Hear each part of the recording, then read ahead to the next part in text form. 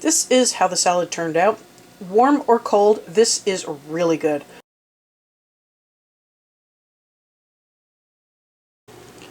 Welcome back. Thank you so much for joining me today. If you're new here, I'm Kathryn, the Aerogarden Homesteader, and today I am going to be making I don't even know if it's got a real name for it. It's wheat berry salad. So I have my rice cooker here. Don't ask me how to make rice on the stove. I don't remember. I've done it so long ago that I don't even remember anymore. I bought a rice cooker like a couple decades ago. I mean, it feels like it's been forever. I cook it in the rice cooker now, so I have no idea how to cook rice.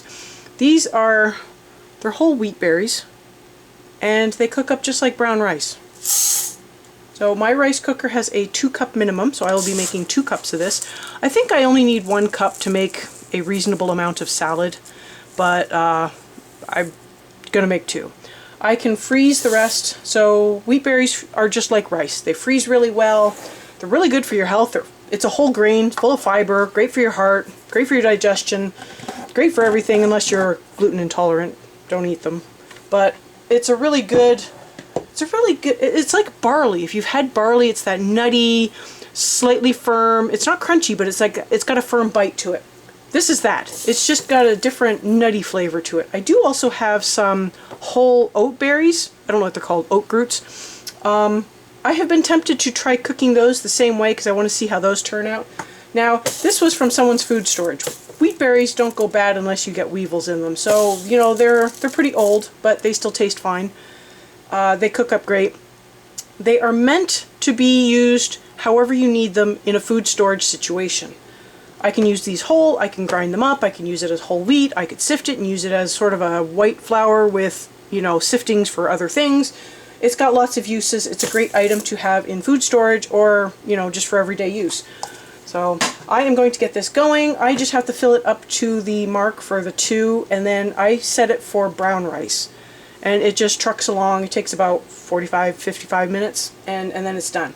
So once this is done, I will come back. While this is cooking, though, I'm going to get a couple of other things going that are going to take a little longer, but it won't take quite as long as the rice. The rice is going to take it's not even rice. It's wheat berries. It's a rice cooker. The wheat berries are going to take the longest amount of time, so I'm going to get those going first, and then I can start processing some of the other stuff while I'm waiting for this to cook. I have some of my spreadable butter in this pan, and I put in my diced onions. I am planning on caramelizing up these onions.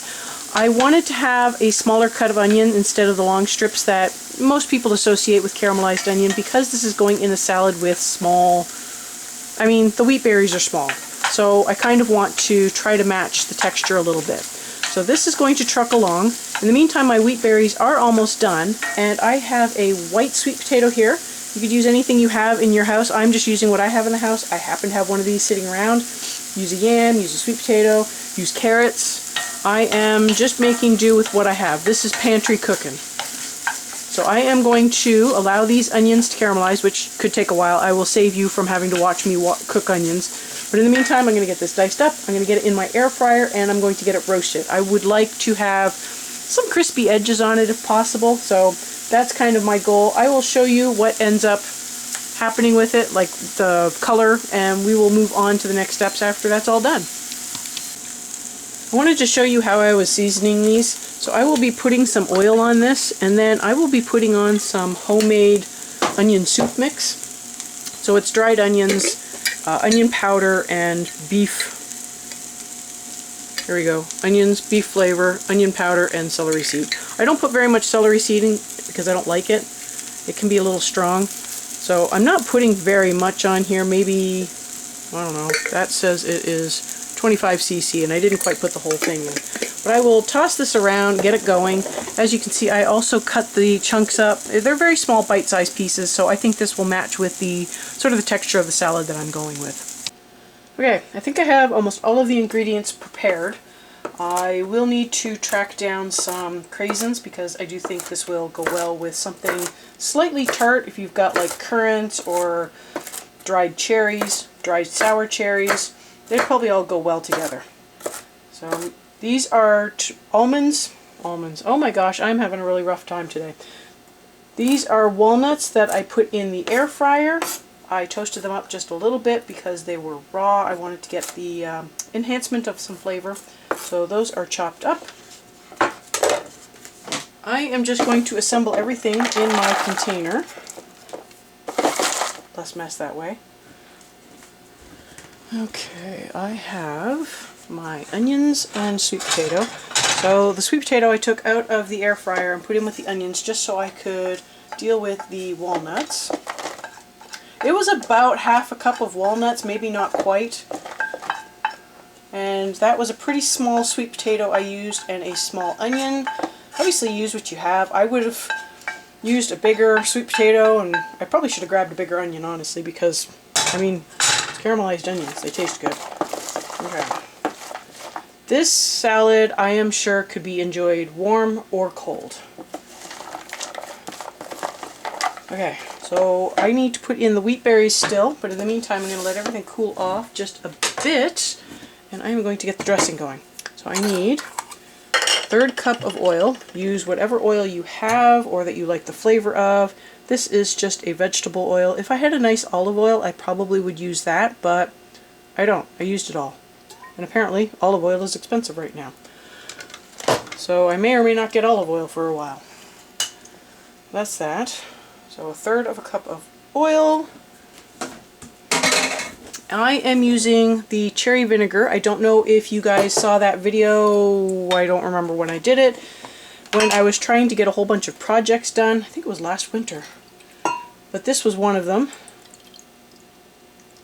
That's that. Still smells like cherry. Like really strongly of cherry. Okay. I actually have another one going in the cupboard. I need to probably get that one filtered and use it. Okay, I am going to put in 2 teaspoons of mustard. I do not have the grainy mustard. We just don't eat it, so it's hard to justify getting it for, you know, the occasional salad dressing, so I just don't. And I'm going to put in, it calls for sugar. I don't see why we can't put honey in, because, you know, honey tastes good. So I am doing that. Plus it's handy. I have to dig for my sugar bowl. Okay. So it's a pretty simple dressing. The mustard is supposed to help create the emulsion. If you really want to have an emulsion, you probably want to use like an immersion blender or a whisk or something. I am going to mix it up as best I can with just a spoon. Try to get the honey off. And then I'm just going to pour it on and mix it really well. I think it will, even though it'll probably separate, I think that all the flavors will mingle and the wheat berries will probably absorb some of the liquid. So I think it'll be okay.